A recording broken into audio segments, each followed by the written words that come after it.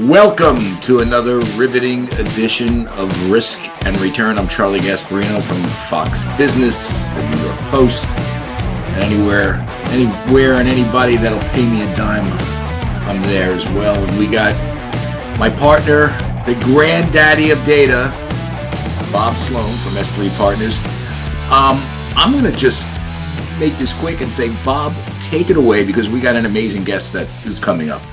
We sure do. Welcome, Ken Tropin, chairman of Graham Capital, also the chairman of the charity Robin Hood here in New York City. I would say if I am the daddy of data, then Ken is the maestro of macro. And that's how That's a great one. to introduce our guests. We like to be kind and we like to be a little funny sometimes. But we're not talking about things that are funny. We're talking about serious money here today. And, Ken, first up, you're a legend in the macro community. You have seen pretty much every single type of trade possible and have profited them massively over the years. What type of environment is this for the macro trader? You've had 15 years of zero rates, now much more active. Tell me what you're thinking of in the opportunity set that's in front of you. Well, first of all, thanks for that very kind introduction. Look, it's really, really interesting because there's so much more action. If we think about the fixed income markets of 2010 post, the GFC to 2021, monetary policy globally was more or less on hold and rates were close to zero. And, if you look at the BOE and the Fed and the ECB, and you look at all of those three banks combined over an 11-year period, there were only 22 rate changes of 25 basis points combined. Comparatively, since 2022, there have been 76 rate changes of 25 basis points combined. So put differently, if you're a macro trader, a fixed income trader, there's something like 9 times the opportunity set on an annual basis in the last 4 years compared to the previous decade of 2010 to 2021. So lots going on. And that for sure doesn't necessarily mean you're going to get it right, but there's a lot to work with. And where do you spend most of your time looking at, when you're looking at that opportunity set? Are you looking at, is the US Treasury curve enough? Or are you saying, you know what, I want to look elsewhere? I'm looking at emerging markets, I'm looking at relative value, I'm looking at all sorts of different yield curves and carry trades across the globe. What's your area of focus today? Well, we're pretty diversified in that regard, and our business is one of which we have a number of discretionary traders, about 22 to 25 trading teams, and then we also have a lot of quant models that we use as well. So, we are pretty broadly diversified in the things we're trying to be invested in and trying to have as many uncorrelated sources of alpha as we can to our funds and our investors. But what I'm thinking about at the moment are a couple of things. First of all, you talked about, the duration and the term premium or the lack thereof. And I think about earlier in my career, and, you really got paid a lot to take duration risk. And then post the financial crisis, the yield curve has essentially either been inverted or very, very flat. It's currently about 40 basis points, 2's 10. So you're paid 40 basis points to take your 10-year risk versus say 2-year risk, which is basically no risk. And that number to me seems pretty low. The historical average since 1990 is about 100 basis points. It's been as high as 300 basis points. So if you think about the world we're in, where you've got this deficit, which is continuing to grow, and there is no plan that I've heard about how to diminish it, it's a concerning time if you're a fixed income investor. And then if you're an equity investor, it's also a pretty risky time. I mean, I can't really recall a set of circumstances that make me feel that is, you're more vulnerable than you are today. I say that because A, stocks are at record highs. B, PE ratios are at more or less record highs, or something like 24 and a half for 1 year out. So you've got prices at record highs and you got valuations at record highs. You also have something pretty interesting and very unusual is that stock and bond correlations are at 40%. That typically would signal to an institutional investor or investors in general, it's a good time to be diversified because you may not get diversification from bonds if there's a sell-off in equities. Geopolitics are as unstable as I can recall in a long time.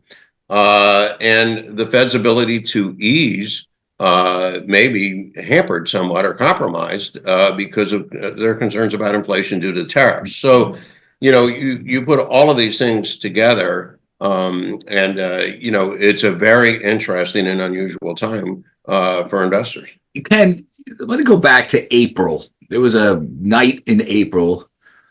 Bob, I don't know if Bob was there, but we were in our favorite restaurant, Ilio's, and my phone is blowing up that the 10-year was starting to gap out like wildly. And then when I looked at my Twitter feed, Jeff Gunlock, this one, that one, everybody was weighing in that something really bad was going on in the bond markets. And this was right after the Liberation Day tariffs, which obviously were much more onerous than what we have today against the whole world. Can you explain what was happening, or did you follow that? Or did that scare I you? totally followed it. Explain it maybe not so easily, but I think you really had a panic in the fixed income markets because you had this almost unprecedented change in policy that the market was not set up for, and and there was almost no way. You think about it, normally we expect markets to sometimes have violent reactions, but we have ways of hedging it. We have ways of taking positions off. This was one of those scenarios where it got really, really illiquid, and therefore the moves are really, really exaggerated. And one of the things you probably noticed over the last 2 months or so is as policies in Washington have continued to be really volatile, right? Like we're extending the tariffs, all of a sudden we're going from 25 to 40 or whatever, but vice versa. The market reaction is beginning to get a little more muted each time. And that's because we're getting used to this. And hopefully that's going to make it easier to trade it, because one of the things as a manager you look for is opportunities, but not opportunities that are accompanied by so much volatility and noise that they're untradeable. And so I think we're starting to get to a market cycle. If you look at the VIX, it's telling us, right, that risk is perceived of to be low, which I'm not sure I agree with, but we're seeing the reaction to the volatility of policies beginning to come down a lot. Ken, why don't Bob. market professionals believe Trump when he says something? And I know that's a crazy statement because he says so many different things, but economically, he was very consistent. We're going to do tariffs. We're going to do tariffs. We're going to do tariffs. He does tariffs. The world freaks out. We're going to do this. We're going to do this. We're going to do this. He does it. The world freaks out. So he changes his his policies perhaps in this term differently than in his first term, right? Yes, he did very much forecast that he was going to. I think that the numbers he put out there was his way of negotiating, right? He threw out giant numbers and then he compromises, and actually has been pretty effective at getting, for example, Europe to agree to a pretty favorable deal to the U.S. So his approach to it is fairly unorthodox, but if you followed his career, it's not so different from what he's done prior to being president. But markets are not used to this, right? I think that's part of the situation. If you look at the Biden administration, is nothing like this at all, and the Obama administration, nothing like this at all, and Trump 1.0, not really anything like this at all. At least as regards the sort of trade wars, if you want to call it that. So it makes for a pretty interesting environment, and tricky. And tricky for Jerome Powell, you would think. I mean, listen, it's fashionable to beat up on Powell, but if I'm sitting there, if I'm him, I'm saying, well, are the tariffs inflationary, or are we getting a recession because of them? I mean, isn't that kind of what he's dealing with right now? Absolutely, and in fact, you're beginning to see divergence within the Fed. We learned that, right? That a couple of members of the Fed feel like the tariffs are going to slow growth in the U.S. and we need to consider cutting rates sooner than later. And there are other members of the Fed that say, "Wait a minute, these tariffs are inflationary. We don't have the luxury to start cutting yet." So you're getting it's a very, as I said, unique environment and very interesting environment, and one which I think is probably going to stay pretty fairly a lot of changes. I mean, just think about how many changes have been to rate expectations this year. We started the year before the trade announcement, the tariff announcements, expecting 4 cuts this year. Now maybe we'll get 1. So not only is our policies changing a lot and expectations changing a lot, but it's in a backdrop where Europe is coming through with the cuts that the market expected, and the U.S. is disappointing. I wonder, I mean, it's kind of like, I don't want to be alarmist here, and you talk me off the cliff, please, but are we setting the stage for stagflation still? I mean, is that still a possibility? I think it's a possibility. I think, if we try and take emotion and be as clinical as possible, which is always a good idea, when you're investing and trying to evaluate risk and reward. We're at a moment where equity valuations are super high, and that is in large part due to a pro-business administration and a huge bet on AI. And it's a very exciting time when you watch what's happening with AI. Oh, yeah. Some of my colleagues feel that AI is going to be really tough on employment because it's going to take a lot of jobs away. Others feel that there are going to be other types of jobs created relative to the infrastructure for AI. So, but nobody knows. And so, that to me is a big unknown as regards equity valuations, because there's no reason for equities to be at record highs unless you believe AI is going to create a lot of earnings momentum and growth and new jobs and so on and so forth. Low inflationary environment as well, right? Because that's part of if you believe that, it's part of the benefit, right? Correct. And again, that part is not really clear. If you create a lot of jobs quickly, that creates wage pressures on the upside. So all of this creates a lot of uncertainty in the markets. We talked a little bit about duration mismatches, and you see the deficit and where it is, and you see Washington's inability to actually try to balance out budgets. And even with the triple B, which the big beautiful bill, which maybe unknowingly or knowingly it's triple B, we won't get into that. What do you do for the United States government when SVB goes broke? Duration mismatch. And here we are, we're piling deficits up to the sky. You're a financial historian. How would you say past cycles have looked at something like this, and how has it turned out?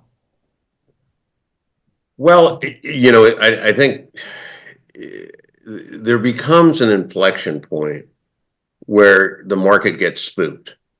And it's very, very hard to predict when that happens, right? I mean, there were some problems at SVB. Nobody was thinking about them until they were. If we think about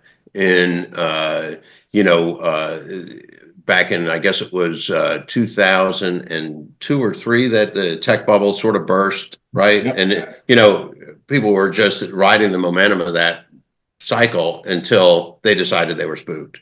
In 08, we went into the year with some warning signs. In 07, mortgage crisis a little bit, and so on and so forth. But then all of a sudden people got spooked. Psychology is one of the most unpredictable components of what we do. And, I don't know when the market psychology is going to focus on the deficit and going to just say, oh, this is a problem that is too big for me to want to be involved in. I got to get out now. And, we're not there today because, the VIX is telling us that people aren't that worried. But Could it change really rapidly? I think it could. Yeah, that makes That's a sense. scary thought. It's a very scary thought. And so, I think it was in the early 80s when you had, rates went up from, I think, 6 to 18 or 18, 12 to 20, depending on which end of the curve you're on. People had these bonds that were at par one day, and then 2 years later, they were at 50 cents. I know when I started my career, I was at Shearson in 1980, and I had clients that owned bonds that went down 45% in value, and it took a long time for those bonds. Either they had to wait till maturity, or they sold them at a pretty big loss. So that's sort of the point I was making earlier. This is one of those moments where there's no term premium for duration risk, and equities are at record highs, and stocks and bonds are correlated roughly to 0.4. Normal would be 0 or slightly negative. So, and then you've got equity valuations all-time highs and PEs all-time highs. So the combinations is kind of daunting, I think, for institutional investors. Well, it sounds like it sets up for a David Tepper-like trade. One of the things I always loved about him is he always was on the other side. Whatever the street was long, he was waiting for the bridge to break, and he kind of backed up the truck when it broke. It seems like, the multi-strategy business model. Now we have 60 across the globe. Well, I think you probably have 5 or 10 that have most of the money, but most of the money. But it seems like we've reshaped the broker-dealer business model into what it is today. You have Goldman Sachs that does it, but now you have a lot of multi-strats that actually are in the same or similar businesses to what was once regulated by the SEC and or the CFTC. Yeah, I mean, that's yes and no. I mean, the banking side of the financial world really hasn't changed, right? If you're trying to take a company public, you're not going to a multi-strat. So no. But I'm talking about the market making, the trading world. Absolutely, world. Yeah. Well, I mean, if you think about it, the multi-strats have done a magnificent job. The most successful ones, Citadel, Millennium, and so on, they've done a magnificent job in developing, recruiting, building so many sources of uncorrelated alpha, and then managing risk and being very conservative in how they run their business. And they've just done a fantastic job. And so they have produced these relatively consistent returns, and they have had the benefit, right, of, in general, a good equity market. I mean, 22 was not a good year for the multi-strats, and it was not a good year for equity. So there is some correlation between how multi-strats are doing and whether is it a good or not a good environment for equities. And it's generally been a really good environment for equities. And investors are definitely really motivated by these relatively consistent returns, relatively high Sharpe ratio returns. And they're willing to take illiquidity risk now because most of these funds have pretty good lockups and so on, in order to get the benefit of that really terrific risk reward, results that they've been enjoying. What could screw that up in the short term? I mean, people keep saying it could be a private equity bubble bursting. I mean, I've read that. There's a high water mark for certain investments right now. Just where do you think it's sort of take this to make this go sideways? Well, I think there are a couple of things, right? I mean, the most obvious one is if there's an equity correction for all of the potential risks I've already mentioned, high valuations and both from a PE and price point of view, and whether it's an economic slowdown, there's some kind of geopolitical event. I mean, there are so many risk factors that are out there, and if that were to provoke some type of correction in equities, that's usually not good for the majority of hedge fund styles. Macro is one of the few that tends to perform in that environment. Equity, long, short, and credit and other things, not so much. Private equity, not so much. So if you were to have some sort of relatively normal correction in equity prices, and you have a lot of money tied up in illiquid private equity, and now in the case of some multi-strats, illiquid multi-strat funds, that could be pretty provocative. Do you think any of this stuff involving Fed independence is starting to, it seems like it happens, markets trade off a little bit, Trump comes back and says, I like him, but I don't like him. and then it kind of just goes back to like his Twitter feed or Truth Social feed. Is this but is this like behind the scenes causing any sort of indigestion out there? Well, I think when we hear the pressure on the Fed and the potential of compromising the independence of the Fed, which I personally don't believe is a good thing as a general statement, it upsets the market, and people usually get nervous, and then you see a little bit of a tiny correction in prices. But I think this is all going to go away. I think Powell is naturally going to, term out, and I'm sure Trump will put somebody in who's both capable and also, is on the accommodative side of the ledger. If he can find the right person, and I'm sure he will do so. Ken, do you think that dollar dominance is the talk of the let's call it the diminishment of the dollar is overdone? I think a little bit. It's sold off 3 or 4% since the tariff deal with Europe was announced, right? So I think we'll probably go into a trading range now, which we can see for long periods of time. I think there are arguments, for the dollar, there are arguments against the dollar. I personally feel that the U.S., notwithstanding some of the problems we have, is still, the most powerful nation in the world. That's what I think. Every time I hear the kind of subtract of, there's going to be other currencies, there's baskets of currencies, they'll take the place of the dollar. Every time the 10-year gets to 5%, there's a huge bid. There's a lot of liquidity. People still love the dollar. They still love the safety. I kind of think it's overdone, but that's my view. That's why I wanted to ask someone that really does it for a living and say, yeah, if you think about it, the dollar was around 105 or something like that, 106, 107 against the euro. It got as high as around 118. Now it's around 114. Bear value probably 110, 112, 114. I mean, I think we've kind of starting to get to an equilibrium where it makes sense for both sides of the argument. Why would someone look elsewhere? I do hear the sort of argument out there.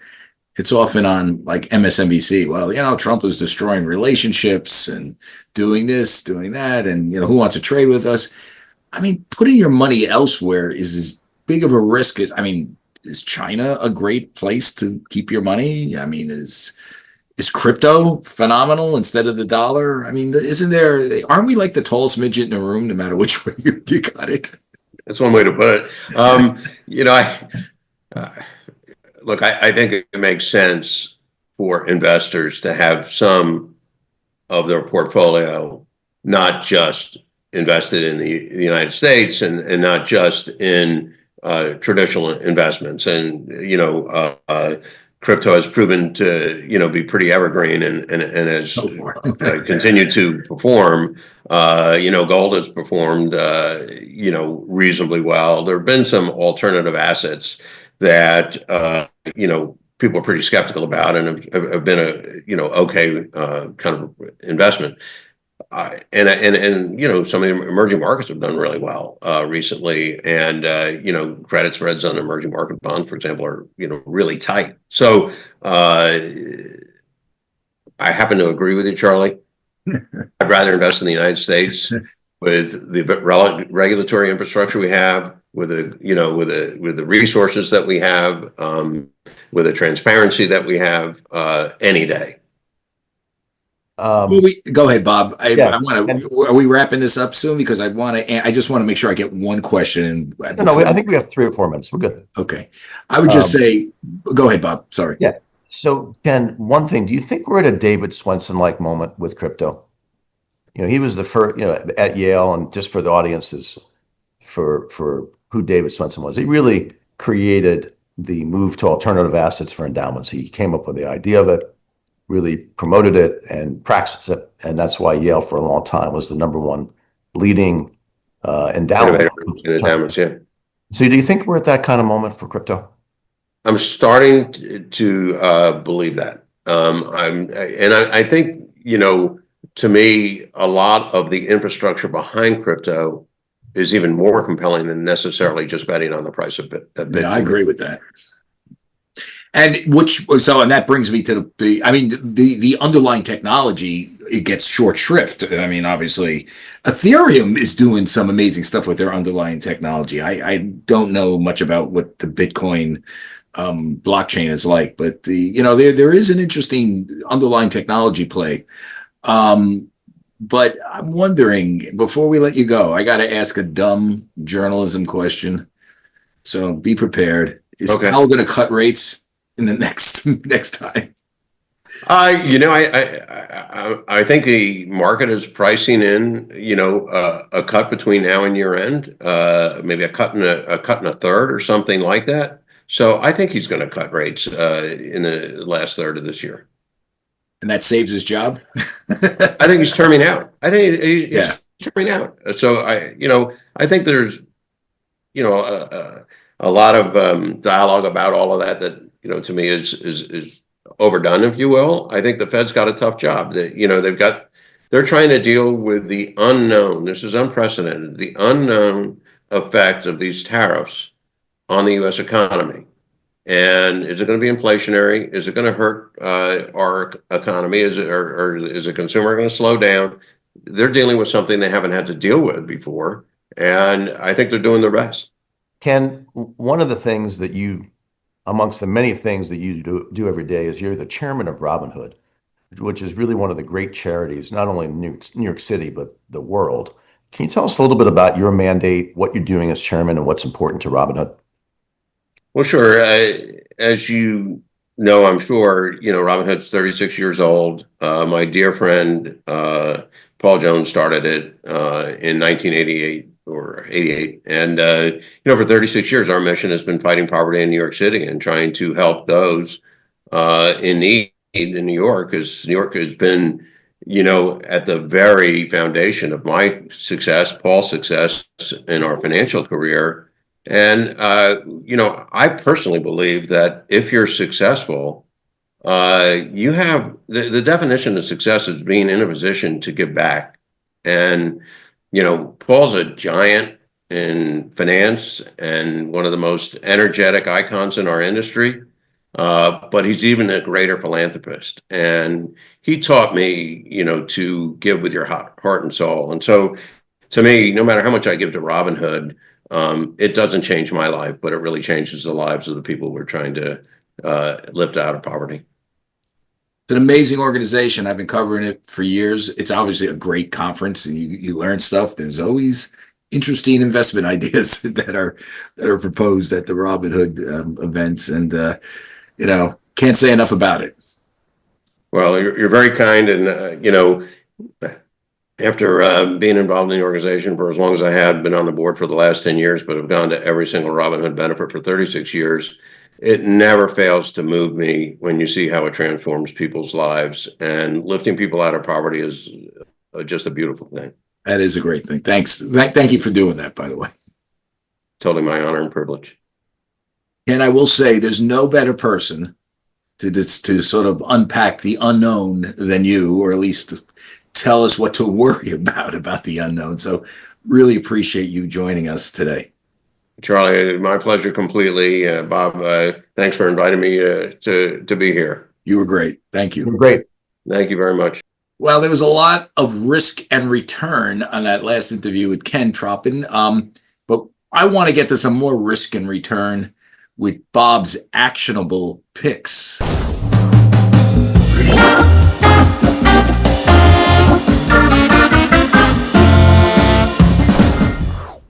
Or let me clarify, they're not quite picks, they're ideas. We don't tell people what to do. We just give the data. What does the data say, Bob?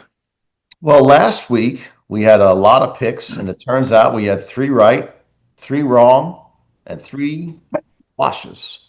And the overall return was 0. So basically we're batting 500 last week. For the coming week, we've got 1 pick, which is Broadridge. Tuesday, we're bullish on Broadridge, which is a multi-service financial service company. It has a lot of different things, mostly back office software. They do proxy voting, things like that. We feel like it's a pretty bullish signal, just given all the activity, but also the short interest is down in that stock pretty significantly. Usually you see short interest go down, and coming into an earnings call, you can tell that people are very bullish on the stock. I will say this, that your critique on the meme versus battleground stocks, someone up there must love us, because it is literally, it's taken hold, and people, I'm seeing this more in different papers about how these aren't quite meme stocks, they're battleground stocks, and you're absolutely right. I think that's what we do that most people don't do. We put these sort of manias that you'll get broad headlines in the media out, and we'll put into context. Now, why do we shy away from calling Kohl's a meme stock? Well, because Kohl's always had a following of long investors, not just people Right. that are, that want to stick it to the man, like, buy to create a short squeeze. People actually own the stock. I mean, index funds own the stock, right?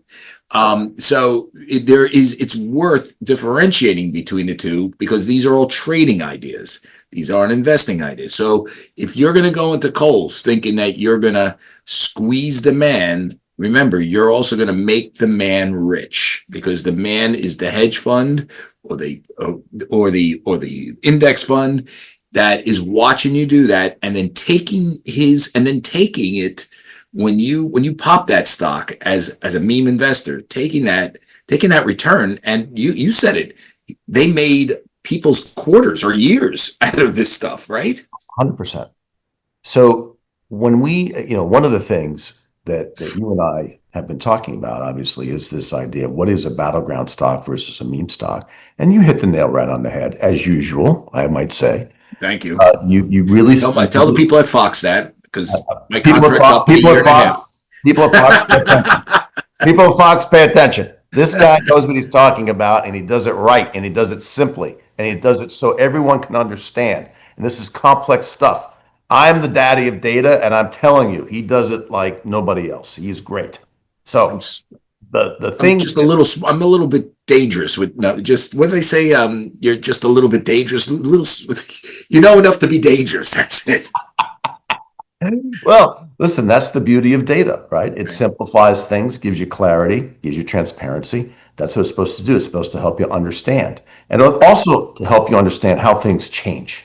So back in 2021, as a company, we couldn't tell you what was on the long side, because it's such a really hard thing to do, is to classify things and clean things and get what actually is an active long versus a passive long, so you can understand the battleground. And the battleground is when you have active long investors and active short sellers knocking heads each other every single day. If there's equal dollar amounts on both sides, a dollar on one side or a dollar on the other can tip that seesaw one way or the other.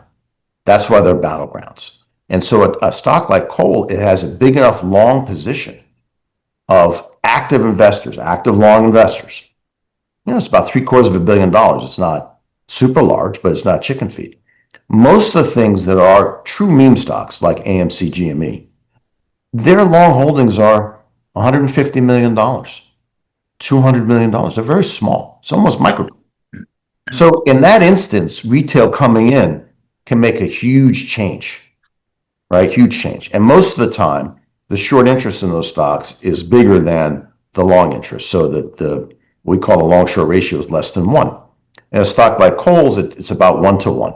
So as you said, anytime you see long interest that's equal to and north of $500 million, there's institutional money in there, and don't think you're socking it to the man, because you're actually making that guy's next door neighbor rich.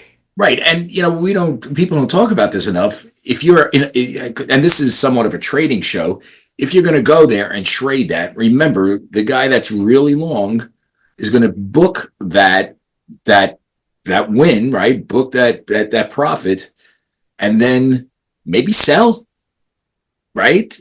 Book it, sell some of it down. So you drive it up, he books it, the rest sells some of it down. Then you're kind of playing with fire when you're going there, because you're at the whim, not of a short seller, but of someone who's long.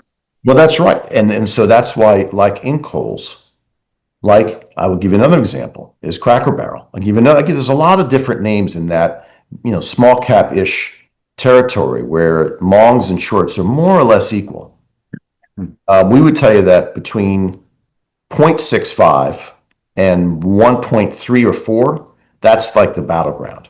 That ratio, long to short. If it's less than 1.65, shorts are more than longs, and at 1 they're equal, and above 1, long is more than short.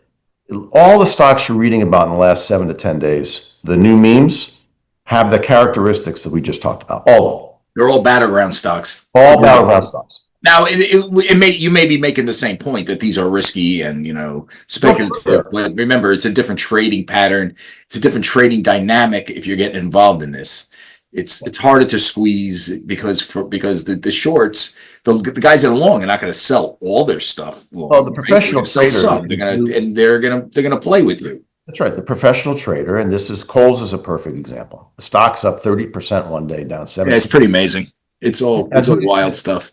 Because I'm the guys going to I'm write about it next week and quote S3 Partners, I think. Because who else would I quote? Right. Let's get to some of my headlines and then let's enjoy almost martini. Yes, I see one in my future too, Charlie. Say again? I see a fresh martini in my future. Yeah, sure. Me too. So let's get to I'll be brief and quick, but I do have some good scoopage here. Citigroup is snooping around for a brokerage firm. Now, if you remember, Citigroup when it was being put together by Sandy Weil back in the day, and a guy named Jamie Dimon, right, in the late 80s, early 90s, they started cobbling together these different insurance companies and brokerage firms. One company that they bought on the way to creating Citigroup, or first Travelers, then Citigroup, because remember they merged Travelers with Citicorp, was a brokerage named Smith Barney. Yep. Then they went out and they bought Salmon Brothers. They call it Salmon Smith Barney, and this was all part of their grand scheme to create universal banking, both for retail and institutional. And they eventually, and on a commercial and an investment side, banking side, eventually they merged with Citicorp to create Citigroup.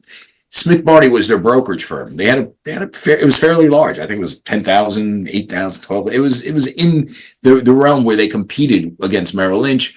When the firm hit the skids in 2008, for a lot of reasons, including bad management and definitely bad risk management, they needed multiple bailouts.